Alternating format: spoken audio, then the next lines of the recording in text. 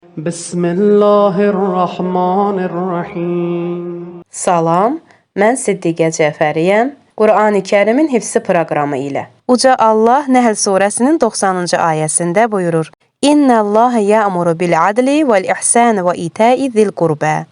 Şübhəsiz Allah ədaləti, yaxşılıq etməyi və qohumun haqlarını əda etməyi əmr edir. أعوذ بالله من الشيطان الرجيم إن الله يأمر بالعدل والإحسان وإيتاء ذي القربى Gəlin bu cümləni birlikdə əzbərləyək. إن الله يأمر بالعدل والإحسان وإيتاء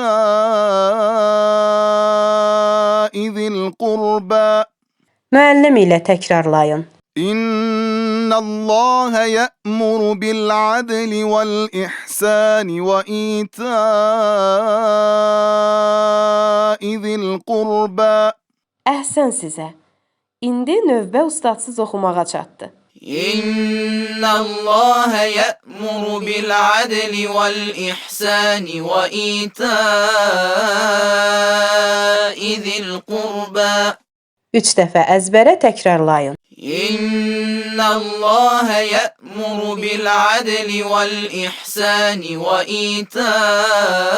وإيتاء ذي القربى إن الله يأمر بالعدل والإحسان